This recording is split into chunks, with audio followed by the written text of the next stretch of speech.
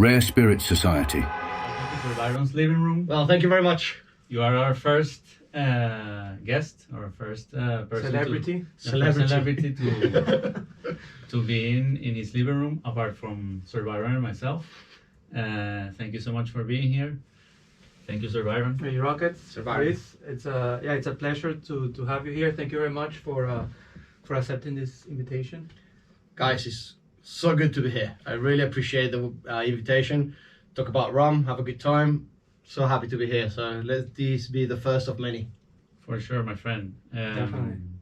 I guess the first question, I don't know if we're gonna try a rum right now, but would be how did you get into rum? What made you fall in love with rum? How do I get into rum? It's such a good question. I think it's a bit by chance, a bit by fortune, a bit by destiny.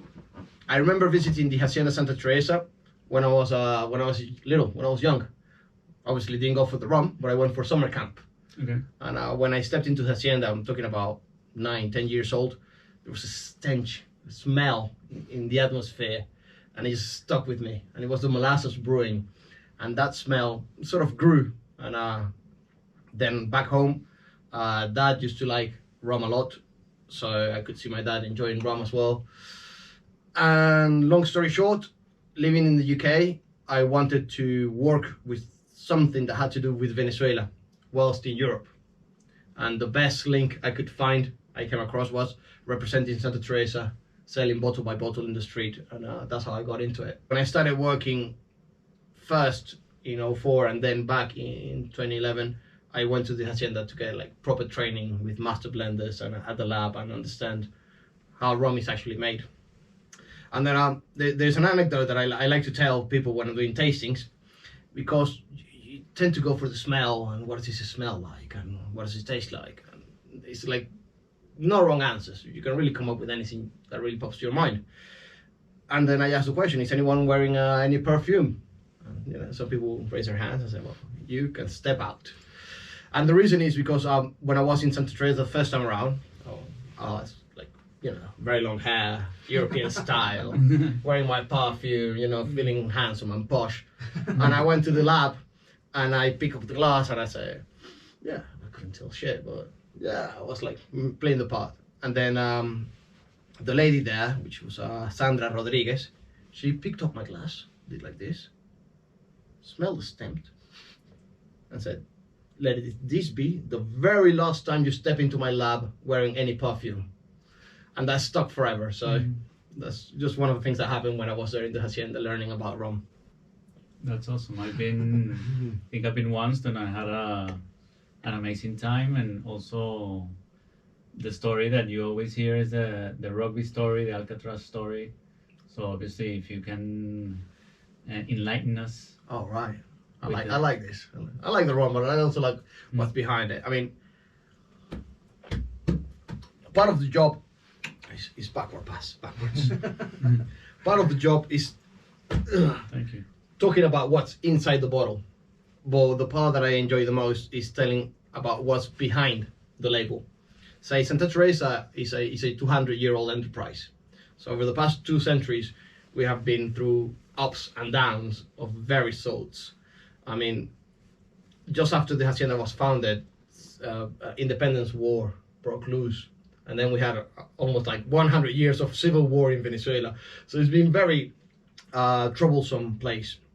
And the Alcatraz is seems to be like a continuation of the history of Venezuela, because it got to a point around the turn of the century where Santa Teresa or Venezuela actually was a very dangerous place, very violent place. And a security guard at the Hacienda, a guy that worked with us, got jumped by 3 gang members. And long story short, we got the guys, handed them over to the police. Police were going to kill them. We brought them back and brought them to the Hacienda and gave them an opportunity to come and work for 3 months, no pay, food and shelter. These guys are stupid. I mean, the alternative was going to the police, and they knew how that was going to end. Yeah. And part of the deal is that if they came to the Hacienda to work, they had to learn to play rugby. And the reason behind it is because rugby is a sport of thugs played by gentlemen.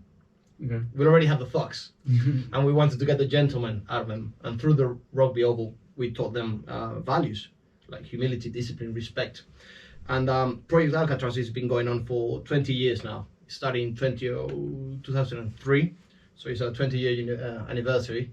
And we have recruited 11 gangs. We are present in over 40 prisons in Venezuela. And this year we started a rugby team in a jail in Madrid and one in Miami. So we're not only exporting rum, we're also exporting our project. Yeah. And it's one of those things that make me fall in love with the brand, with the job that I do, and feeling that every time we pop a bottle open, we're like really supporting what's going on back in my home country. So Project Alcatraz rugby just integral part of the hacienda, of the work we do there.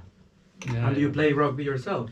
I've played never a match. I've played, we would say in Venezuela, caimanera, which is basically just pass the ball around, friendly tackles, touch rugby. I've never actually played in a team, but I've been fortunate to be invited to do rugby practice in prisons here in Spain as well. There's this guy in Santander. He's called Chucho Mosiman. He's a professional rugby trainer, and he got assaulted and got held at gunpoint at one time because he was a security guard. Eventually, he didn't get shot, but the guy got taken to prison.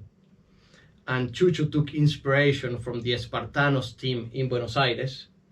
And with the guy that assaulted him at gunpoint in prison, he decided to go into the Santander prison to start the Espartanos rugby team up north in Spain. And through rugby, through rum, we became friends, and he invited me to come over to Santander to do a rugby practice at the El Dueso prison. So I don't play, I enjoy rugby, say. Any more rum? Rare Spirits Society.